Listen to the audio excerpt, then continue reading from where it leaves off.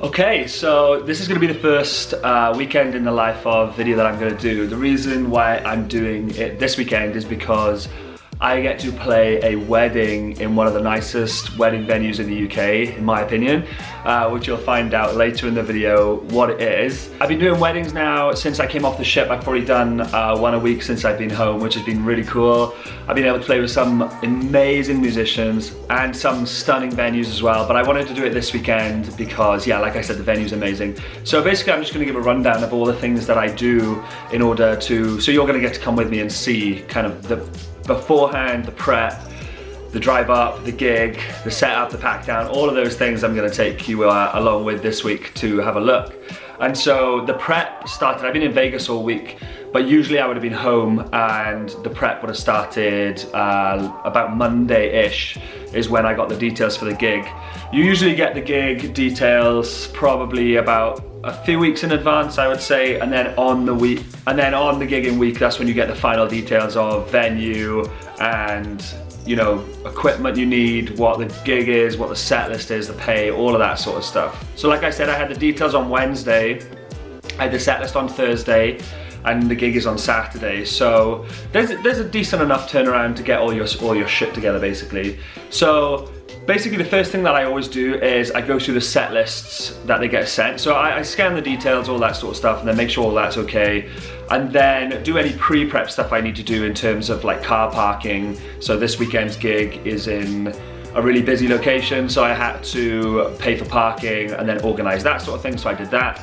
And then the actual gig prep. So first thing I do is I scan the set lists and then I organize the set lists on my iPad with Fourscore, putting all of the charts in there.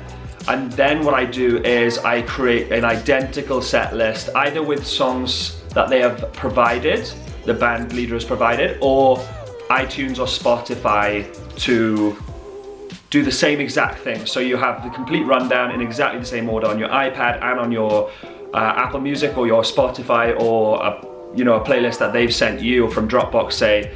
And then I listen to them side by side, and then I make sure everything is in order one by one. So the first thing I do is I make sure that they are lined up. So I make sure that the chart lines up with the track lines up with the chart, everything runs smoothly. Any charts that I do not have, I write myself, which I'll show you in a second. But that's why it's so important. I think the gig on the weekend is 2 one-hour sets of about 45 songs in total, and I completely admire anyone who can do that off by heart, but I personally can't, especially with a few days to prep it all. That's why reading and charts and all of those sort of things are super fucking helpful with a gig like this. And so, especially when, in this particular band, there are a lot of live arrangements which are charted and notated that they sent through on their own charts, which is absolutely phenomenal. I love working in bands like that, they're so organized. And so that's what I do then. I make sure everything lines up, and then any chart that I do not have, say if it's a first dance or say it's a request that they've had that the MD does not have charts for, I write myself. So in this case, this week it was Finally by CC Peniston, and so then basically I wrote my own chart.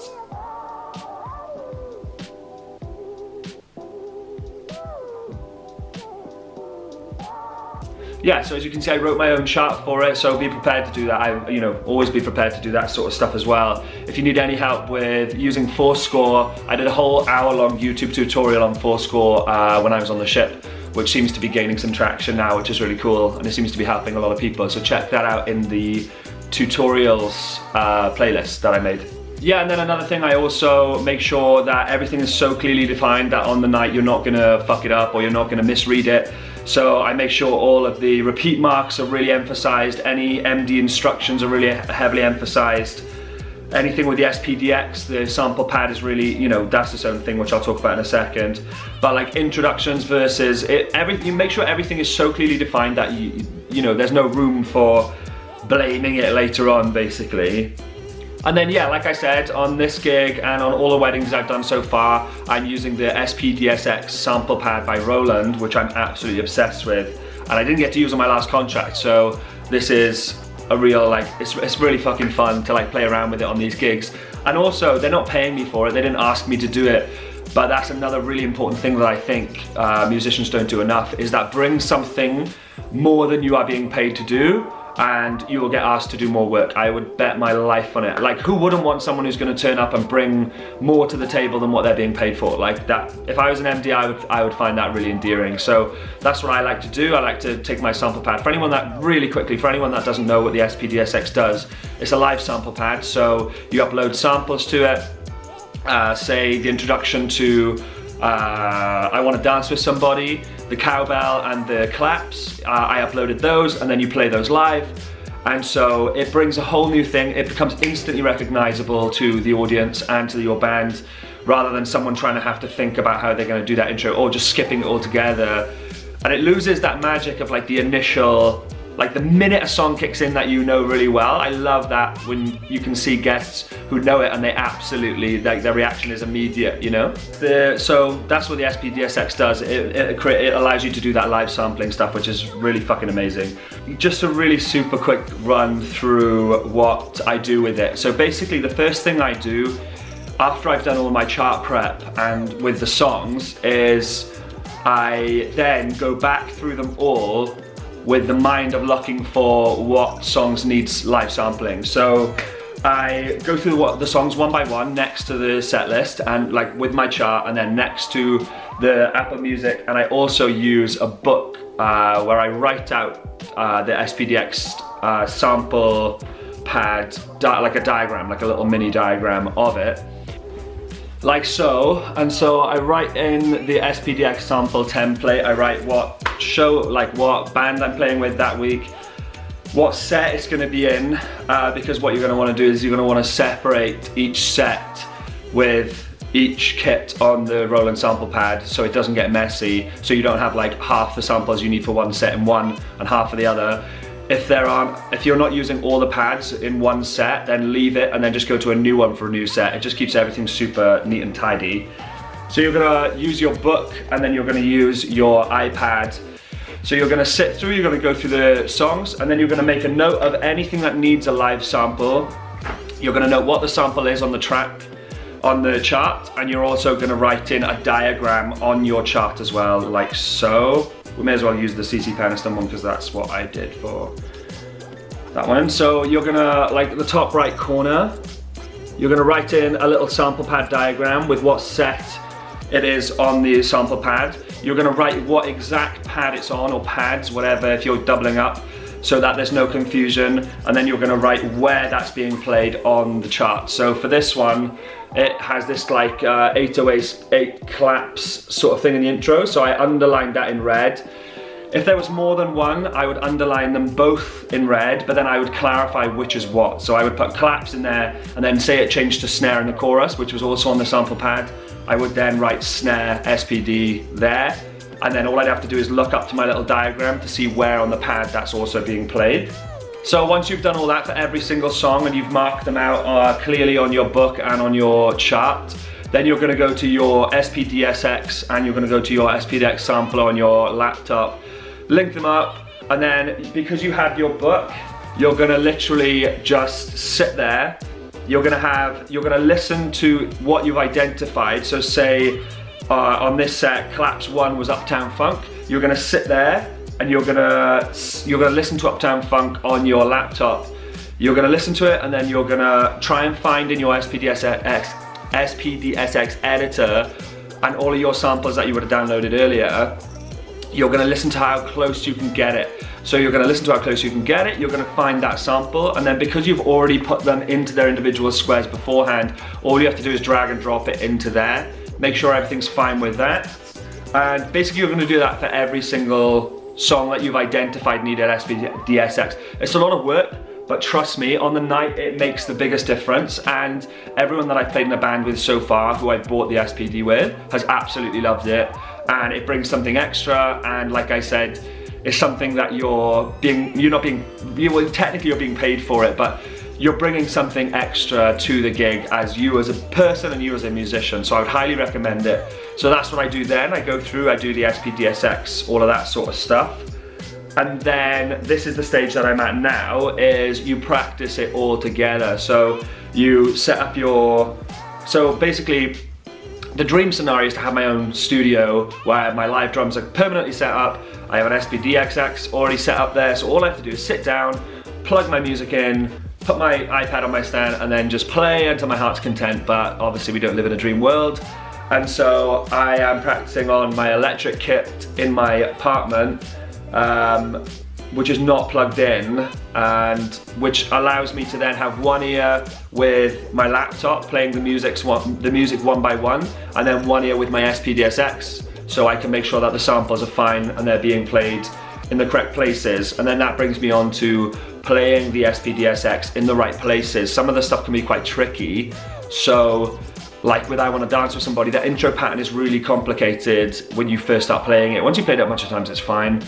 So get that into your system, learn what hand is going where and what you're doing, play through the set list about 4 or 5 times all the way through. We're only doing 2 sets tomorrow night, which is really cool. Last week it was 3, which is a bit longer to prepare for. So now I'm in the stage of prepping the songs, and then later, and the next step is to pack, and so I will take you through that in a second. Okay, so here I have my laptop, my SPDSX, my iPad, and then the kit that I will be just practicing for a bit.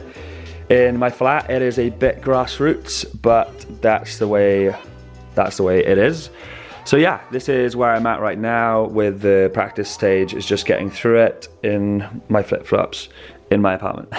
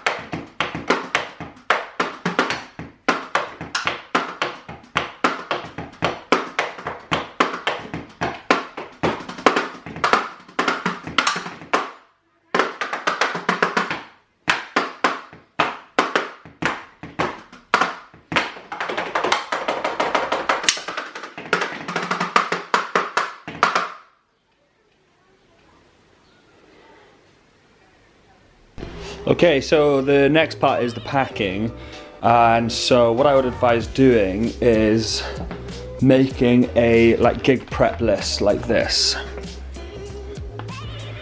So this is my gig list, so it has everything that I'll need for a gig is on here.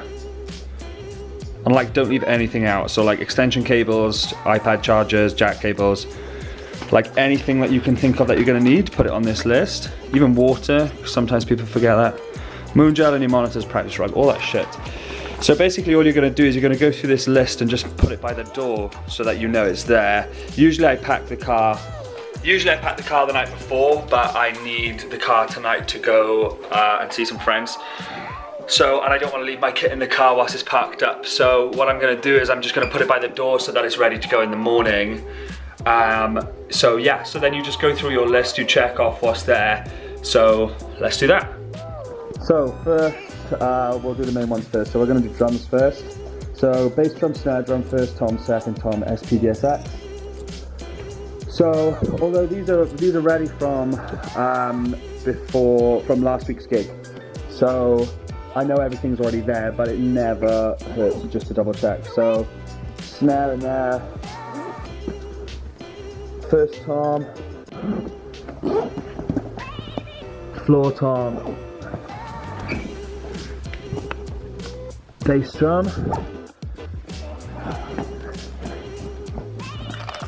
and I'm using all protection racket cases. They're absolutely phenomenal. They've got this sheepskin lining which keeps them really protected and warm so that they don't rust in the bags. So we've got on the cymbals list, Hi-hats, left crash, ride, splash. You can be more specific if you want, if you've got a bigger setup, but it was kind of a quick list. So you got hi-hat top, hi-hat bottom, crash left. These are all minor, by the way. Crash left, crash right, ride, and then I think splash is, yeah, in there. So that's all the drums and cymbals and the SPD sorted. So then you just put them by the door so you know these are ready to go.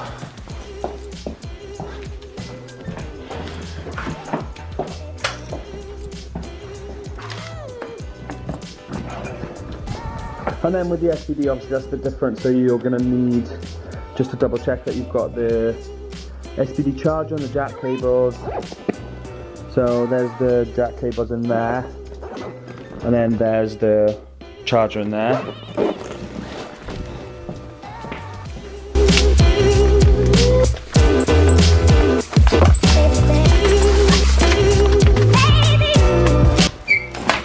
Cool, so those are the drums, cymbals and SPD sorted. Now we're gonna go on to check the list. We're gonna do stands. So snare stand times 2 because I use a snare stand for the first tom. Cymbal times 3, ride, crash left, crash right, drum throne, SPDSX stand, iPad clamp, mic stand for the iPad clamp, floor tom legs, kick pedal, hi-hat. So let's just double check. And so I gigged with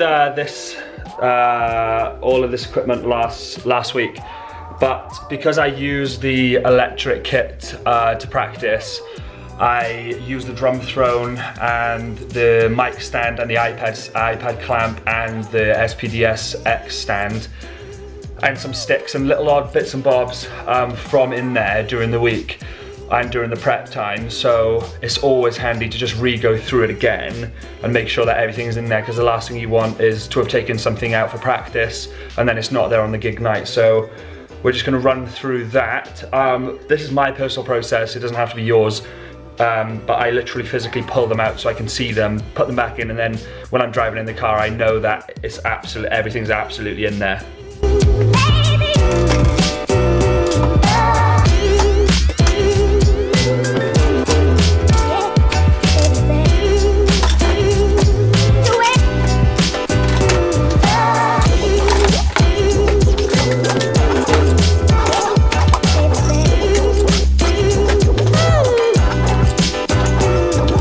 Okay, so first thing on the list are the 2 snare stands.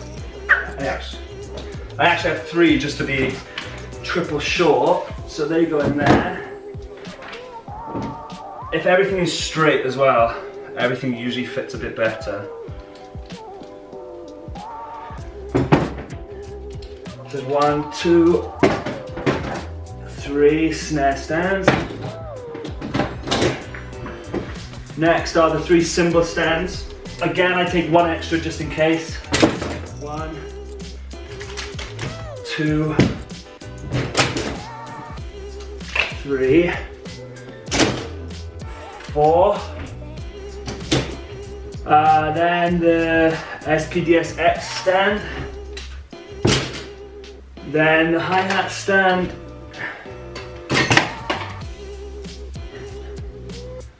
Then the drum throne bottom, mic stand, and floor tom legs, and then the drum throne top. Okay, so that's all the stands. And then the extras are things like the stick bag, drum key, obviously kick pedal will go in the bag as well. And then practice pad, rug, all those things will go in my actual backpack to take with me. So then we're gonna go stick bag, just double check all your sticks are in there.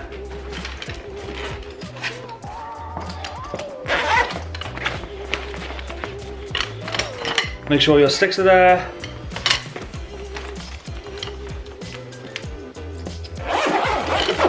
this is on a different list, but I know it's in here. The DI box for the SPDSX is in there. So then that goes in. This is my kick pedal, the Jojo Meta Perfect Balance with sonar. So then that goes in. Extension cable is on tech, but that also goes in this thing. And then it's just the rug that goes on top.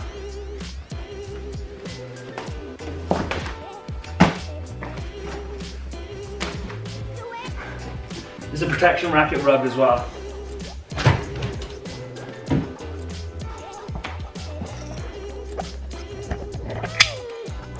And then as you can see, everything fits absolutely perfectly in there when you do it that way as well. I'm using a hard case. I can't remember what size it is, it's pretty big. The only pain in the ass is taking it into the venue and getting it out, because obviously it's quite large. You can't get people's way, and it just becomes really heavy. The more stuff you put in there, obviously, as this one is full, it's fucking heavy. So you either get someone to help you, or it's on wheels anyway, so you can always like push it from the ground, which is what I do. But like getting into the car and things can be a bit of a nightmare. But the biggest saving grace is you're only doing 1, 2, 3. You're only doing pretty much 4 trips from the car to the gig, which is fucking amazing, because then it gives you more setup time and then you feel more comfortable. So when you do have a hard case that carries every bit of equipment that you're gonna have, and then you have 4 drum cases, SPD and cymbal backpack, which you can carry at once, everything becomes so much easier, because it becomes so much easier to get it in and out of the car. So you only do 4 trips, I'd say, 4 or 5 trips at the most. Whereas being back, you know, I see a lot of musicians back and forth because they have like 4 or 5 cymbal stand bags and all of that nonsense. So yeah, super helpful. And then the only other things on the list are things like my iPad, which I'll obviously put in tomorrow. In-ear monitors, which I carry in my actual backpack that I take. Water, which I take. Practice pad and sticks. I'm currently using the Reflex, the dual side Reflex. So then I literally just put it, like there's my backpack that I take with me. And then I usually just put them like close to, I guess. And then the charger, obviously, because you never want to be in that position on a gig. Things like car keys, gaffer tape that can go in there, in-ear monitors, and I'm using the Eddie Thrower Popeyes, the Tim Fairbanks. So yeah, it doesn't actually take very long to put everything in like away, and then once you've done that, like I would usually do that the night before. Like I said, I'll put it by the door so that it's ready to go in the morning, but I would usually do that the night before, load up the car, take the car to do petrol, but I got things to do tonight. But everything's ready to go, and you know you've done it right because you've checked everything, you've had a list, you've made it really clear, so everything becomes that much easier then to when you're in the car, you're not thinking, fuck, did I leave my charger or my stick bag or blah, blah, blah, because you know you've checked it, and you know you checked it against the list. When I do the car tomorrow morning, I'll check the list just again. I won't go into the hard case again, but I'll certainly check that all the drums are there, stick bag is there, all like the very, very essential things. So yeah, we'll do that tomorrow morning.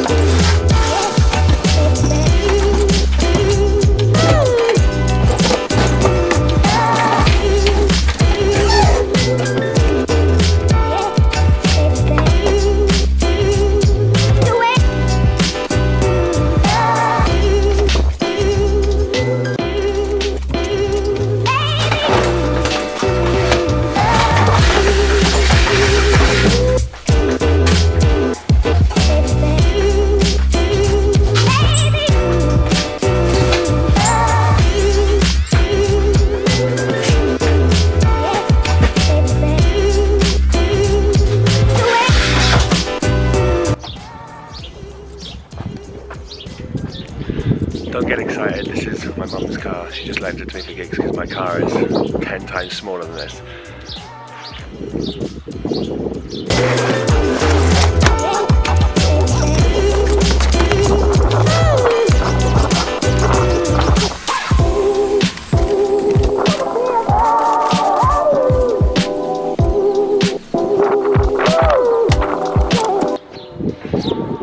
Easy. Okay, so the only thing not included on yesterday's list was the dress code. Every different gig will have its own dress code, so you might just wear like black trousers and you might wear them to the gig. Because it's a bit of a long drive today and the drive afterwards, you won't want to be in formal wear. I usually wear like super like comfy clothes and then change at the venue just before you go on, because you don't want to like be sweaty, loading in, loading out, all that stuff. So that was the only thing I did include. So I got dress code here, but also don't forget to add things like, you know, socks and, you know, those sorts of things. And then I'm staying up there tonight because of how far away it is. And then, so remember to bring obviously clothes for the next day and all those little things. Like, as long as you prepare in advance, you should be fine. But yeah, so we've just done the packing in the car now. These are the last bits to go in the car and then we're good to go. Okay, so just the last minute checks. So we've got the hard case there, bass drum, first tom, floor tom, snare drum. Obviously we checked all the hardware yesterday. Cymbal case, SPDX, dress code, and then all the other stuff which I've just checked now, in terms of like iPad charger, all those sorts of things. So just double check the list before you go. Okay, so the drive up is saying about an hour, about 3.5 hours to get there. It's about 185 miles to get there, and so I usually like to allow at least an hour in the area before you get there, just so you absolutely know that you're not going to be late or anything like that. And it also allows you to, like, I'm leaving much earlier today just because of traffic and things like that, but it'll also allow me to stop off in the service station and do all that good shit, maybe have some lunch. But yeah, like, definitely add an hour to be in the area before you get there, because there's, at least you're there then, you know, at least you're in the area, at least you can set up early, and, you know, it shows good faith as well. So yeah, here we go. Also, all that prep and loading in, like, obviously it really, really helps with the, like, feeling prepared on the day, so you're not stressing or anything. Everything is so regimented that it really does help. And that's, for me, that's all like the most boring shit. That's the worst fucking part of the whole thing. And the drive, you know, all those sorts of things. The best part is turning up at the venue, setting up, sound checking, like getting to know the venue. You know, in this case today, it'll be meeting the bride and groom. You know, you can't really stress the importance of it being one of the biggest days of someone's life. So it doesn't really get much bigger than that, and you get to play a massive part in that, which is so fucking sick. And so yeah, this is the best part. Will be playing tonight and getting on the gig and just sitting down for the first set, and that'll be the best part. And then the pack down and the drive home and all that shit, that's like kind of a pain in the ass as well. But yeah, I mean, we get paid for all this other stuff. Ironically, we don't really get paid for the one, you know, obviously we get paid from the night, but the pay, you know, you're getting paid for the prep work basically. So yeah, let's do it.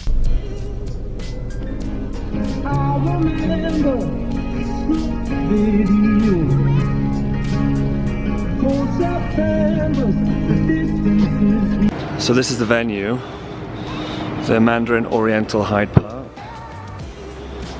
and we are playing inside the grand ballroom, which entrance is just over there. We had to set up whilst the florists were doing their thing, so I didn't actually get a chance to film the setup, which I wanted to, but the way they've done it inside is absolutely insane, which I will show in a sec.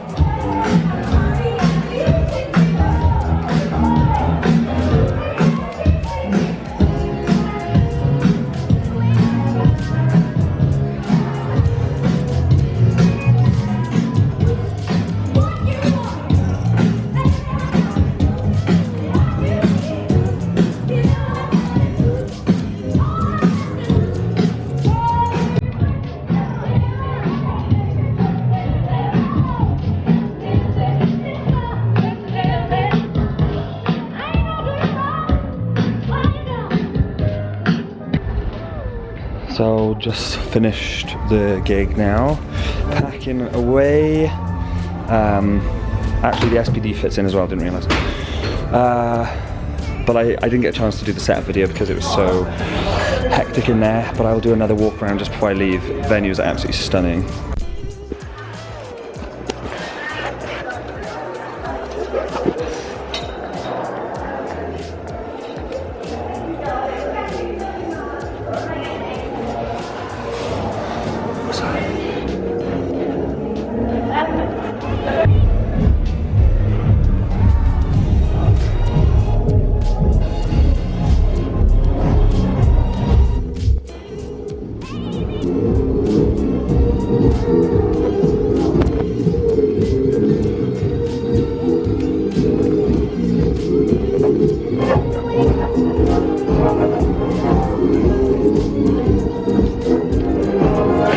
So we just finished now. It was really good. They were really happy. The videos don't actually do it justice. I wish I'd taken some at the warm-up and at the prep, at the sound check, when everything was well lit, because like the floristry and stuff they used was absolutely insane. God, like the money they must have spent must have been absolutely crazy, but so cool. Got to play with some really cool people again, and so yeah, gig done, cars loaded up, so ready to drive back now. But I hope that was somewhat intriguing. It was cool. I got to play one of the nicest hotel wedding venues in the UK, and you got to see it as well. But like I said, yeah, like just the way they did it was absolutely insane. I wish I'd taken more, but maybe next time.